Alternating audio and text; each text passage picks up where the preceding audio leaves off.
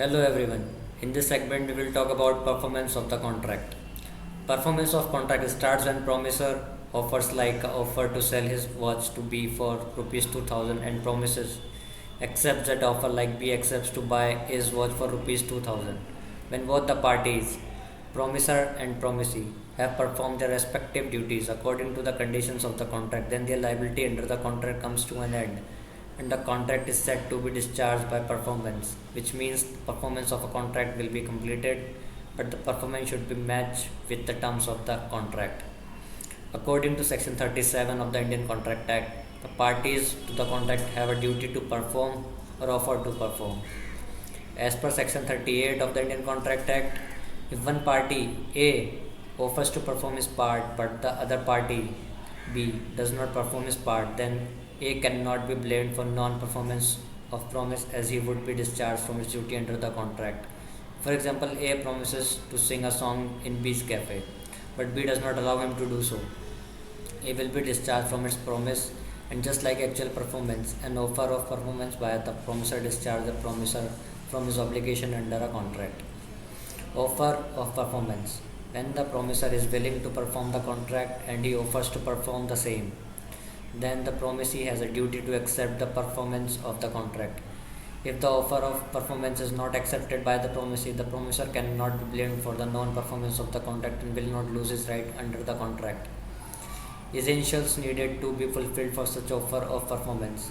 First, offer of performance must be unconditional. Second, it must be made at exact place and time, and that the person to whom it is made may have a reasonable opportunity of ascertaining that the person by whom it is made is able and willing then there to do the whole of that what he is bound by the promise to do. Who can perform the contract? Promisor or his agent. If the contract is one which is based on personal confidence or involves the exercise of personal skill like painting, dancing, singing, marrying, or writing a book, it must be performed by the promisor himself and nobody else. Like if A promises to sing a song in B's cafe, A must perform this promise himself. But if the contract does not involve personal skills, the promisor or his representative may employ a competent person to perform the same. For example, A promises B that he will pay the money in December. A can perform this promise either himself by paying the money to B or can ask his agent to pay for him. Non-performance of the contract in time and its effect.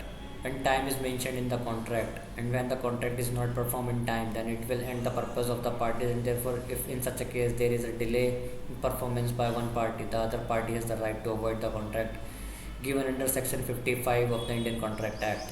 The time of performance of the contract may also be extended by a mutual agreement between the parties. When time is not mentioned in the contract, it must be performed within a reasonable time. The delay in the performance of such contract does not make the contract voidable. The remedy available to the aggrieved party in such case is to claim compensation. Whether time is important in contract or not depends on the intention of the parties. Promises bind representatives. A promiser is bound to fulfill his promise. In case of a promiser's death before performance, the representative becomes bound unless a contrary intention appears from the contract. The renewal clause of a contract. There are few contracts which have a renewal clause. That is, the contract can be renewed as per the conditions provided under, and so it's very important to read the contract and about the this clause. Effect of accepting performance from third person. We can understand this thought the case of Hira Chand Poonam Chand versus Temple. A debt was held to be discharged when creditor accepted a smaller sum from debtor's father in full settlement. Performance done by father in this case discharged the contract.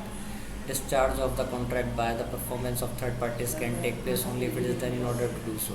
Situation in which the organization made an ex gratia payment to an individual who had been defrauded by its secretary demonstrated these conditions.